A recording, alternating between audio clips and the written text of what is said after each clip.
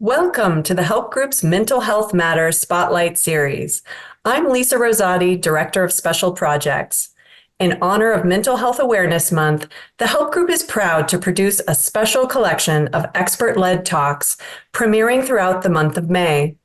It's my pleasure to introduce today's speaker, Rebecca Morgan, a licensed clinical social worker with deep expertise in trauma and resilience-informed care. Rebecca brings a wealth of experience from her work with the UCLA Prevention Center of Excellence, where she has developed and delivered impactful programming across the education, medical, and early childhood sectors throughout Los Angeles County.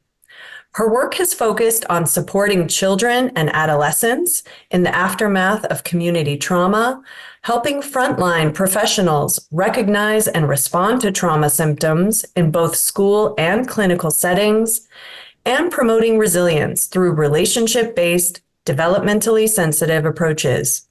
She has played a key role in advancing the Families Overcoming Under Stress, or FOCUS program, delivering specialized trainings that help families strengthen communication, build resilience, and support one another during challenging times of stress or transition. We are so grateful she joins us to share her expertise with the presentation, Trauma-Sensitive Communication. Rebecca? Thank you so much for that wonderful and kind introduction. Hi, everyone. My name is Rebecca Morgan, and today I'm going to be able to share some information about trauma-sensitive communication. I just want to acknowledge that we are presented by the UCLA Prevention Center of Excellence. Our funding comes from LA County Department of Mental Health. We're a part of their efforts to improve their work to support children and families in LA County. So before we begin, I just want to invite everyone to grab a pen or a pencil, some paper, if it's a notebook, anything to jot down thoughts or things that might inspire you. Feel free to grab your nourishment. I always have my water bottle handy. And just make sure you're comfortable. If you need a blanket or if you want to sit cozy in a chair, now is the time to do so. We'll be together for about 45 minutes, and we just want you to be uncomfortable in the learning space. Before we get started, even though this is a recording, I always like to acknowledge when we're talking about trauma, just to model some group agreements and community agreements that we might have. These are things like being present, so silencing our cell phones, closing out our emails, really being able to be present for the talk and conversation. Being open to trying on new perspectives. Some things we might say are new, or you might have an initial reaction, and that's okay. You don't need to have 100% buy-in on everything we talk about it, but we hope it just inspires thinking and conversation. We also want to embrace both and thinking versus either or. This allows us to really be primed for learning, meaning there's not a right or wrong answer to really any of this stuff, but we want to be able to embrace, both of these things can be true and they might seem like a paradox, and that's okay. Like, I'm going to sit with it. I can talk to my colleagues or engage with other peers to deepen my learning.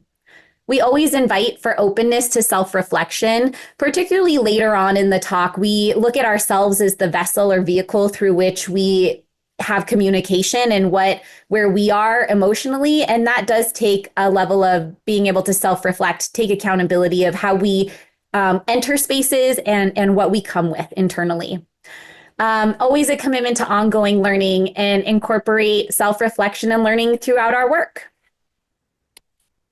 Our learning objectives today are to orient ourselves to trauma and resilience-informed perspectives as it pertains to communication, discuss the significance of trauma-sensitive communication, understand the role that emotions play in communication, and understand and self-reflect on how social realities provides the context for our existence and communication. Since we are going to be talking about trauma sensitive communication and trauma, we want to encourage you all to take care of yourself as needed as we go through this training. Meaning, in the event that you might feel activated by any content that we cover, you can feel free to step away, to pause the content, or to grab an item that could be soothing or comforting for you. For example, I have my little mushroom squeezy that I like to use when I get nervous. So feel free to do that now or throughout the training. One of our objectives is to orient ourselves to a trauma and resilience informed perspective, specifically as it relates to communicating with others. So let's start by defining what trauma is.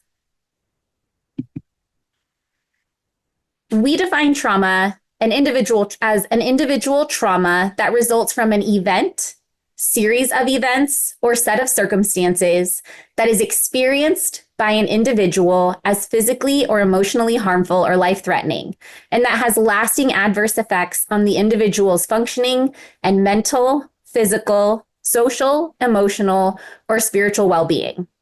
Events and circumstances may include the actual or extreme threat of a physical or psychological harm. Think a natural disaster, life-threatening neglect that may put somebody at developmental risk, violence. The experience, though, is subjective, and this can vary from individual to individual. Remember, your perception and experience of the same event that somebody else experiences may be very different. And so we always want to hold the experience in mind as being subjective. The long-lasting adverse effects of the event are a critical component of trauma. These adverse effects may occur immediately or may have delayed onset. Exposure to traumatic events does not mean you have PTSD. Trauma is often experienced as a lack of safety, power, control, choice, voice, and connection. And anything we can do as clinicians or as supportive people in someone's life to restore these basic human needs is helpful and trauma-informed.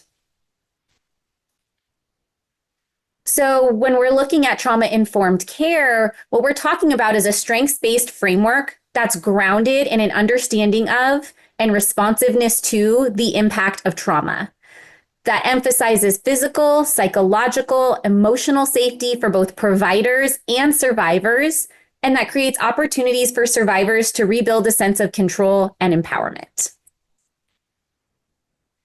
Being culturally responsive is being trauma and resilience informed, and we always want to hold culture at its heart center when we're doing this work. So let's dive into why trauma-sensitive communication matters.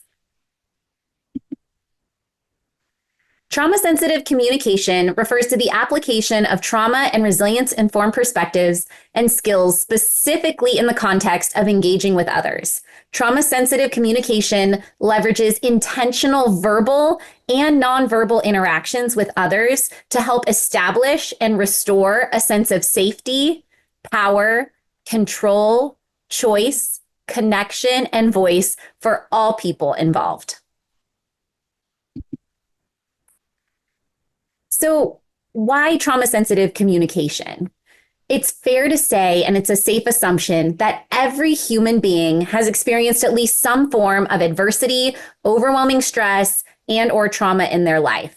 Therefore, it won't hurt anyone, and it can definitely help if we approach all of our communication with our fellow human beings from a trauma-sensitive perspective.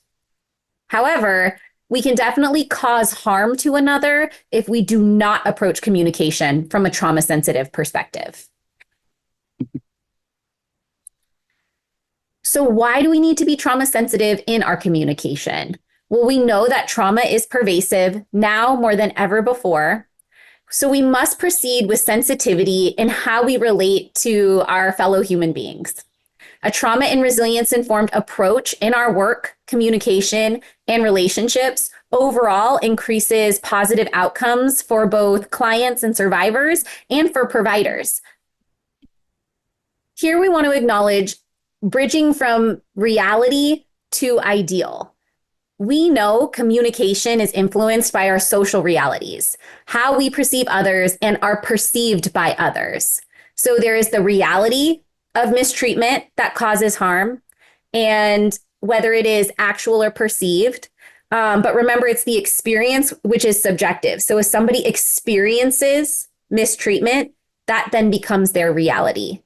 Ideally, we want to have compassionate, trauma sensitive communication to contribute overall to healing. And in this presentation, we're going to walk through the steps to intentionally engage in trauma sensitive communication.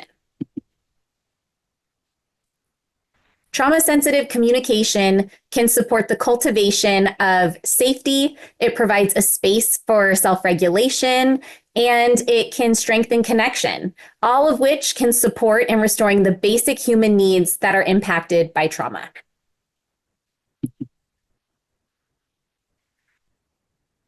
So, why does trauma sensitive communication matter? We know that stress and trauma impacts learning and communication in important ways.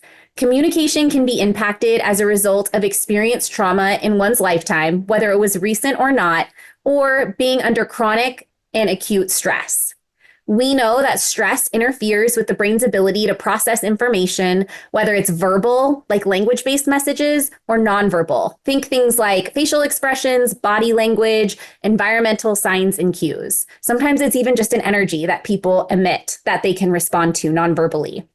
The nervous system is greatly impacted by the experience of stress and trauma, so emotion regulation can be a challenge, and that impacts our communication. Also, poor concentration and difficulty processing information are both related to how trauma can impact our cognitive faculties, how we think and how we make meaning of our world, and the cues that we receive from other people. Trauma occurs in the context of relationships and communities. And after experiencing trauma, one's interactions with friends, family, coworkers, neighbors, peers, and others might likely be impacted. It can result in expectations of betrayal, danger, or potential harm within new or existing relationships. So it's really common to notice a person who's been impacted by trauma having an increased fear of vulnerability or even abandonment, an impact on one's sense of self, viewing the world as unsafe, and having difficulty trusting other people. Most people's concentration levels are lower and their levels of hypervigilance. So I'm scanning my environment, constantly looking out for cues in the environment. That's going to be a lot higher than their pre-trauma baseline.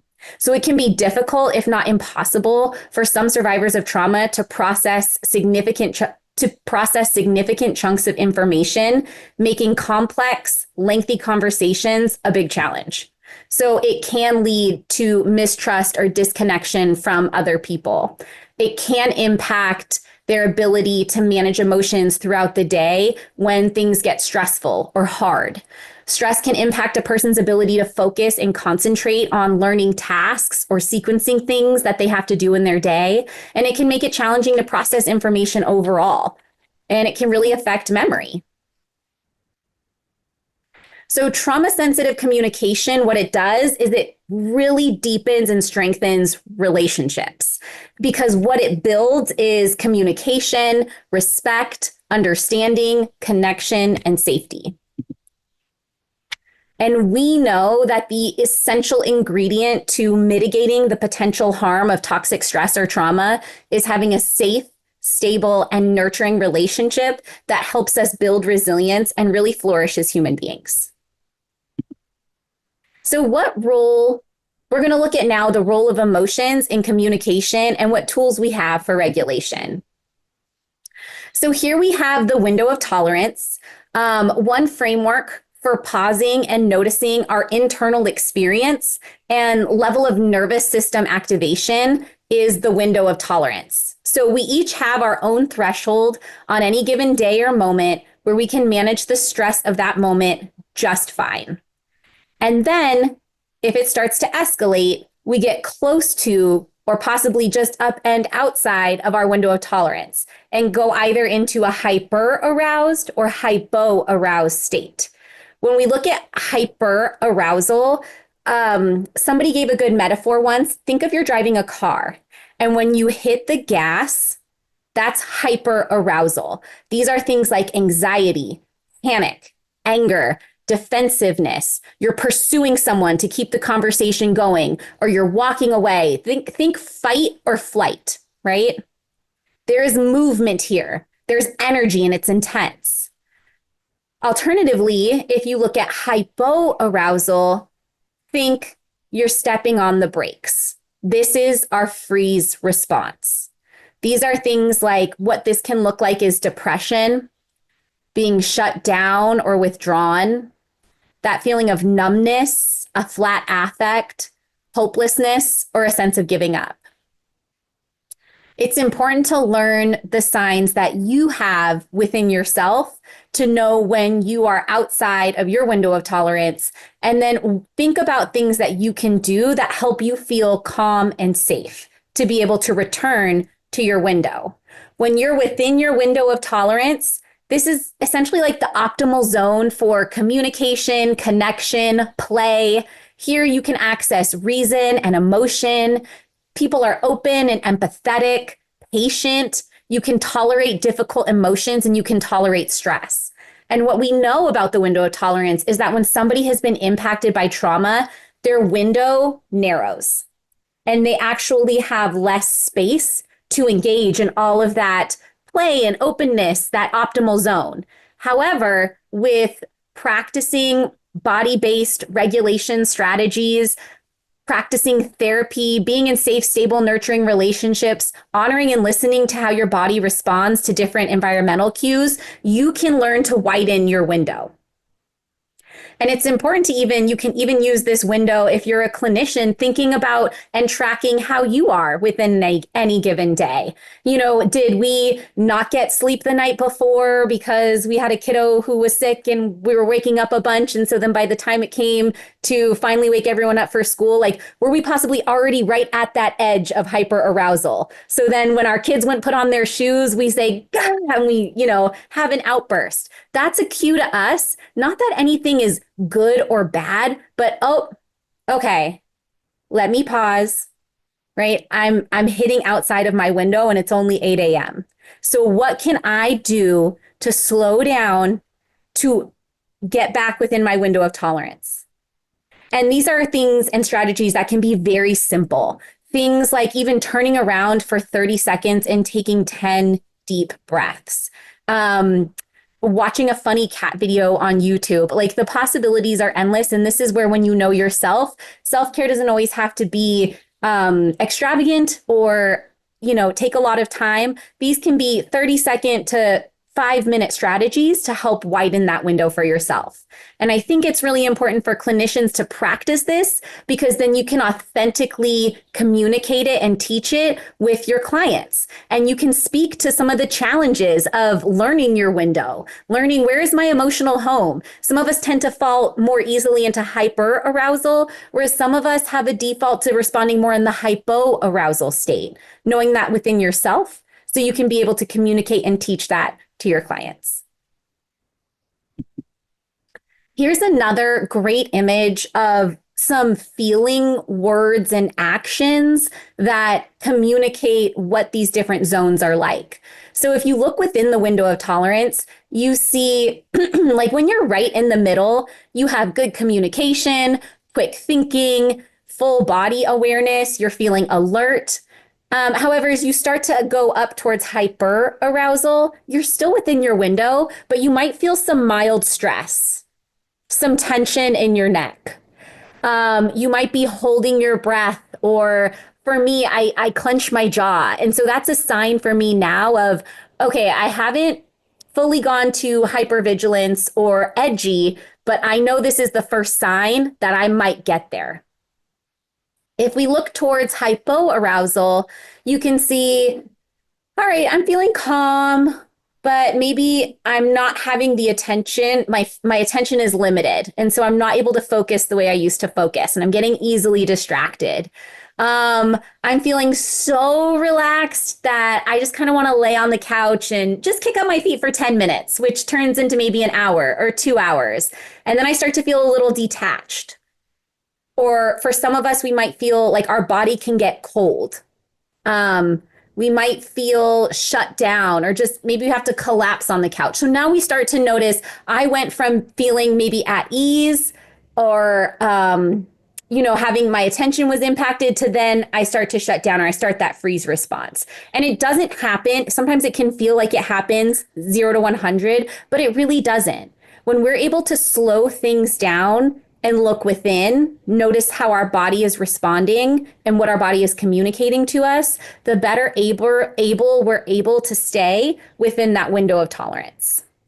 And remember, at any given point in the day, we may go in and out. It's a very fluid state, but for us, it's knowing what strategies can I access when I'm at work, when I'm with the kids, when I'm, doing whatever task I need to do to get back effectively into my window. So I'm going to pause here for a moment. I hope this resonated with you. And if you would like, you can rewind this video a little bit to pause on the feeling words or the hypoarousal description of the window of tolerance, because I'm going to invite you now to think about how do you know when you are within or outside of your window of tolerance. Feel free to take some notes. Jot down what resonates with you, or maybe even add to the words and descriptions that we saw on the previous slides.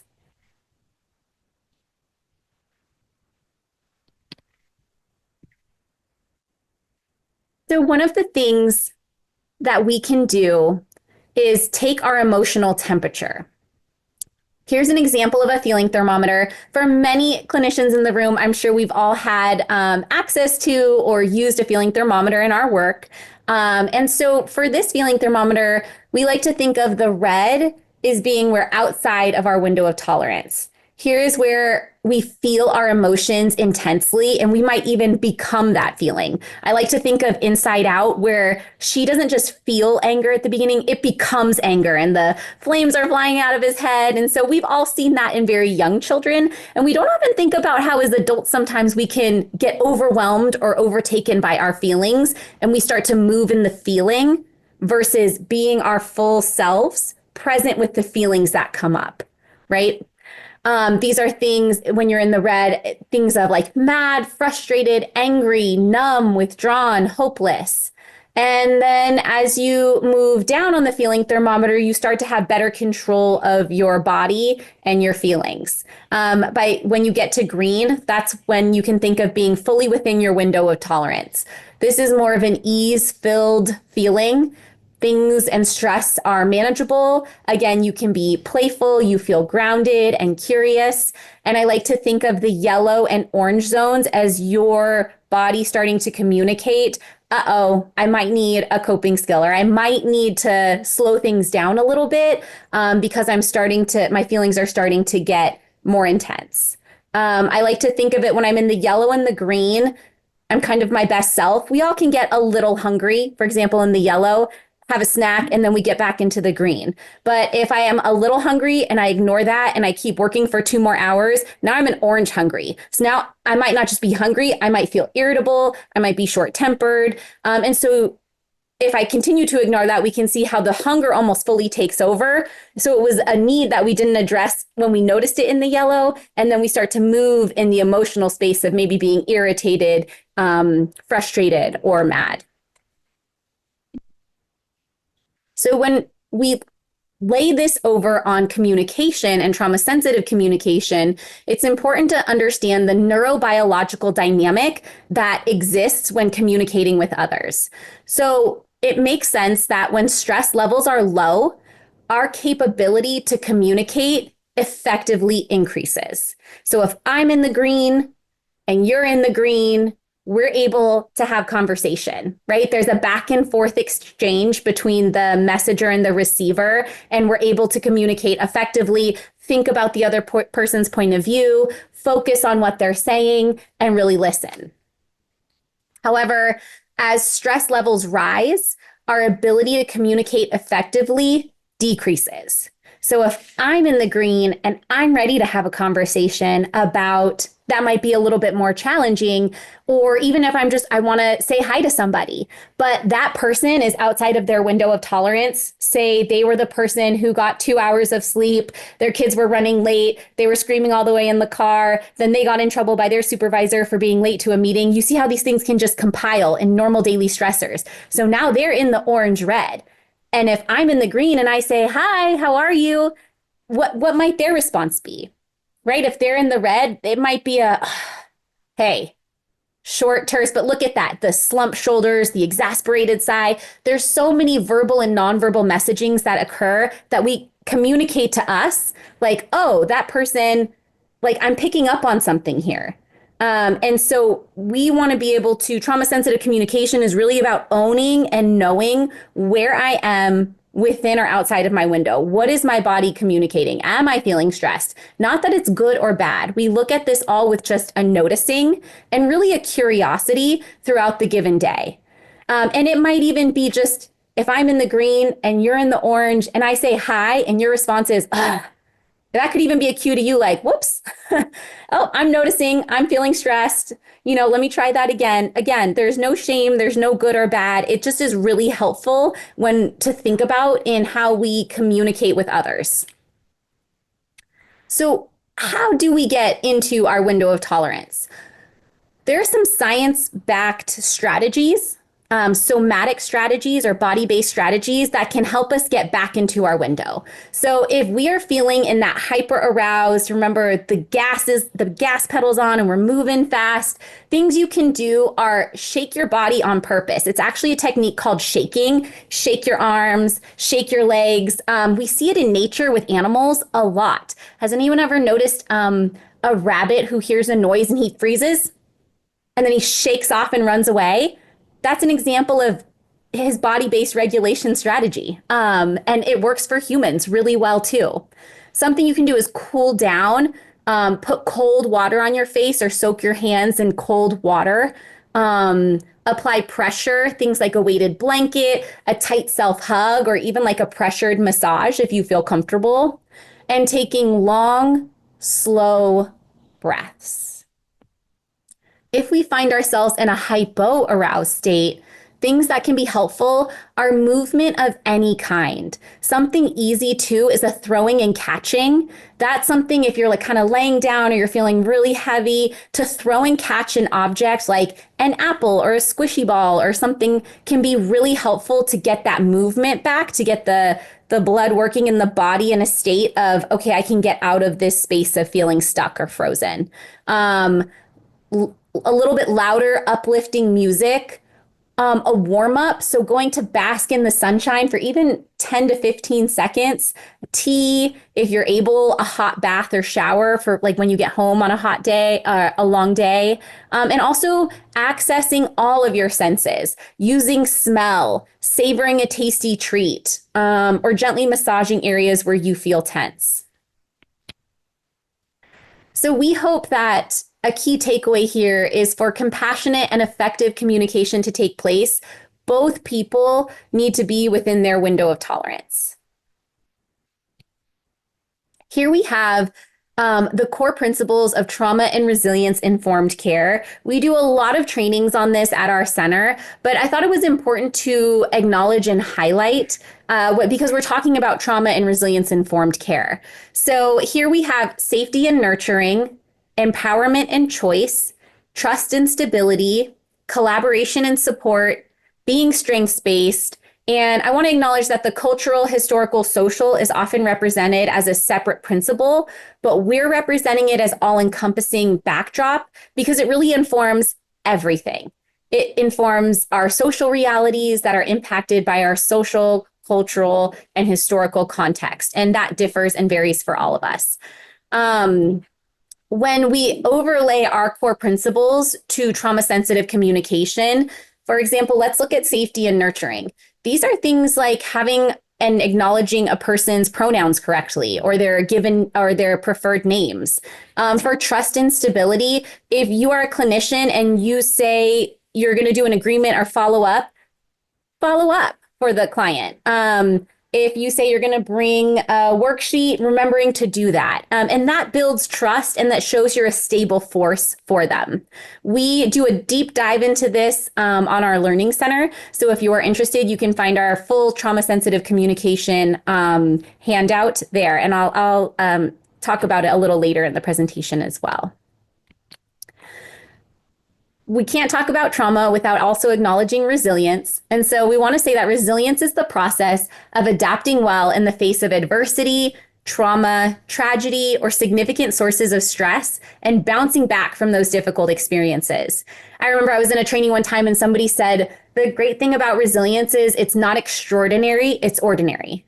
We all are resilient, and we all are being resilient every day when we overcome and face our stresses and challenges. And it doesn't just have to be from a traumatic experience. And I thought that was really beautiful because I think it does take resilience if you are feeling, for example, stuck and hopeless, to be able to get yourself out of that space back into the window of tolerance. That's resilient. And if you noticed earlier, we're constantly going in and out of our window all the time. And if we can reframe that and self-reflect to look at, wow, every day I am accessing skills, having courage to do things that I might not want to do or that my body feels like it can't do, but I'm showing up for myself. And that is resilience. I can bounce back even when things get hard. I think it's beautiful. And then it becomes this nested holding environment. When you do that and show up for yourself, you're able to do that and show up for your clients. And then they're able to do that for themselves and show up for the other people in their lives. And it's this beautiful, positive, reverberative effect that we can have. Before we close out, we wanted to acknowledge that with communication, harm happens all the time, right? Even if it's not intentional, it's unintended harm, it can happen. And we want to look at, what does a trauma-informed repair look like? So when harm happens within a relationship, the harm needs and should be repaired. Harm's not always physical or visible, so it's important to use like a person-centered approach, meaning we want to validate a person's feeling and ask what their needs are instead of just making assumptions about what we think we know to be true. We all have different needs and we all heal differently. So that's why it's important to seek to understand versus assume that we know. So I want you to think about a time when someone harmed you or said something that might have offended you. What did you want or need in that instance? Some people desire a verbal apology. Some people need space and time. Some people desire humility and curiosity and want to have a conversation. Some people desire discipline. What we know is that when we make a trauma-informed repair, it's more than I'm sorry, right? The first thing we want to do is acknowledge, describe what happened without judgment, be clear and specific. There is no need to shame, blame, minimize, or justify behaviors. You can use I statements. I experienced this. I noticed this. I want to acknowledge that, you had reached out to me via email and it took me a week to respond. It's a simple acknowledgement of what your piece is, the accountability, which comes next. So take accountability for your behavior or your piece in the rupture. Have an awareness of the impact. So you might describe the impact of your behavior on the person harmed. Example, you seem hurt or disappointed by the fact that it took a week to respond. Or you can say it on yourself. I feel regretful that I took a week. I let my schedule get out of hand and I apologize for that because our agreement was I said I would get back to you within 48 hours. And then we have acceptance and action. So accept the rupture happened and commit to a plan of action or need to change to modify your behavior moving forward. So mention that this includes not engaging in the behavior again or a similar behavior so that it's not just a surface level apology, but you've really thought about it. It's genuine. Here's the one piece that I can do differently moving forward. Really, the apology isn't to make whatever happened go away, but it's to follow up with a commitment to action. I see that this hurt you. I acknowledge my piece in it. And moving forward, this is what I'm going to try and do differently next time. That concludes our training on trauma sensitive communication. If you want to learn more, you can always continue your learning on our Wellbeing for LA site. You have access to free CEUs, and there's a lot to explore. Here we have a resource page. If you are interested in quick tips for trauma sensitive communication, you'll see that it has all of our core principles outlined, and it talks about the strategies you can use to enhance trauma sensitive communication with each core principle. It's a document that's easily downloadable.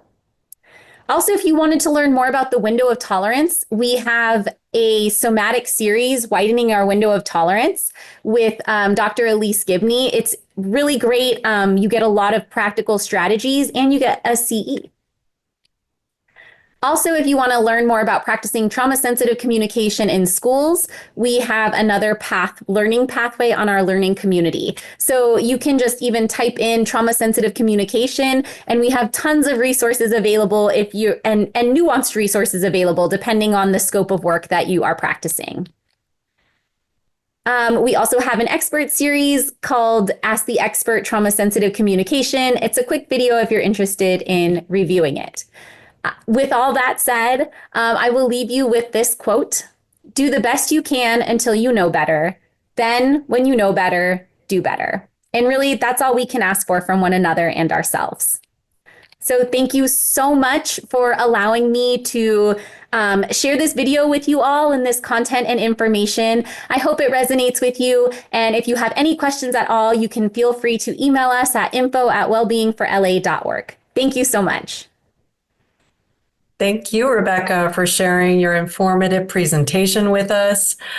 Just to reiterate more of what Rebecca just shared with you, the UCLA Prevention Center of Excellence is quite a valuable resource for those in our community working to support mental health and resilience. It offers workforce development through evidence-based training, consultation, and coaching. It's designed to strengthen community mental health and well-being. The initiative draws on the extensive expertise of the Jane and Terry Simmel Institute for Neuroscience and Human Behavior at UCLA, along with campus-wide partnerships that bring cutting-edge knowledge into practical real-world application. So we encourage you to explore their offerings and connect with the support and learning they provide. To learn more, as Rebecca shared, or to reach Rebecca with more questions or any questions you may have, visit wellbeingforla.org. Before we close today, I'd like to take a moment to highlight the breadth and mental health support available through the Help Group. We offer a wide range of comprehensive programs designed to support the emotional and psychological well-being of children, adolescents, young adults, and families. From individual therapy and family counseling to school-based and intensive interventions, our multidisciplinary teams provide evidence-based, compassionate care tailored to each person's unique needs. Services are available across Los Angeles through our schools and clinical programs with specialized support from trauma recovery to neurodivergence and more. To learn more or to make a referral or for a referral, please visit thehelpgroup.org. I'd also like to share a resource we're especially proud of, our Lumina Counseling and Coaching Services. Lumina is a trusted community-based program offering both in-person and virtual support for children, teens, young adults, and families navigating challenges like anxiety, depression, school stress, and life transitions. Our licensed therapists and coaches are here to help build resilience, strengthen relationships, and create a safe space for growth. To learn more, visit luminacounselingla.com. Thank you again for being part of today's conversation and for all you do to support mental health in our communities.